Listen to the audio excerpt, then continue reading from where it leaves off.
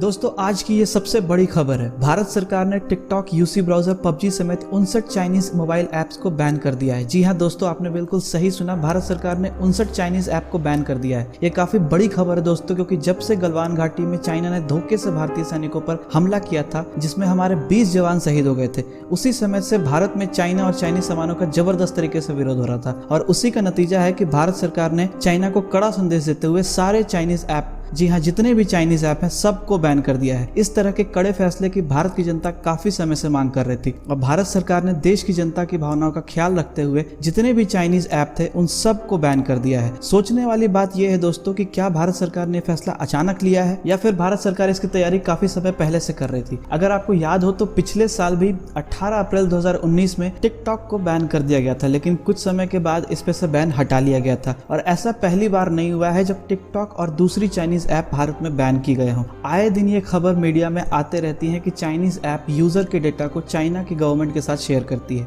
पिछले 3-4 सालों में वर्ल्ड की कई बड़ी सुरक्षा एजेंसियों ने चाइनीज ऐप पर यूजर के पर्सनल डेटा के साथ छेड़छाड़ करने का आरोप लगाया है और भारत में भी सुरक्षा एजेंसियां इस बात की आशंका जता चुकी हैं कि चाइनीज ऐप भारत की आंतरिक सुरक्षा के लिए खतरनाक साबित हो सकती हैं। अगर पिछले कुछ दिनों के घटनाक्रम पर नजर डालें तो इसके साफ साफ संकेत मिल रहे थे कि भारत सरकार कुछ बहुत बड़ा करने वाली है। और आज ही भारत सरकार ने चीन को कड़ा संदेश देते हुए सभी चाइनीज ऐप को भारत में पूरी तरीके से बैन कर दिया है, जिसमें पॉपुलर ऐप टिकटॉक, पबजी और यूसी ब्राउजर जैसे ऐप शामिल हैं। गलवान घाटी की घटना के बाद भारत में चाइना और सभी तरह के चाइनीज प्रोडक्ट को बैन करने की मांग चल रही थी, क्योंकि चीन लगातार भारतीय सीमा पर हरकत कर रहा था और अपने सरकारी न्यूज़पेपर में भी भारत को लगातार धमकी दे रहा था और 1962 को याद करने की सलाह दे रहा था। लेकिन भारत ने चाइना को बहुत कड़ा संदेश दिया है और चाइना की इकोनॉमी पे करारा झटका दिया है। पिछले कुछ दिनों से भारत और चाइना के बीच लगातार युद्ध जैसे माहौल तैयार हो रहे हैं, क्योंकि चाइना ने अपने मुखपत्र में साफ साफ कहा था कि अगर भारत युद्ध के लिए आता है तो उसे 3 तरफ से युद्ध का सामना करना पड़ेगा।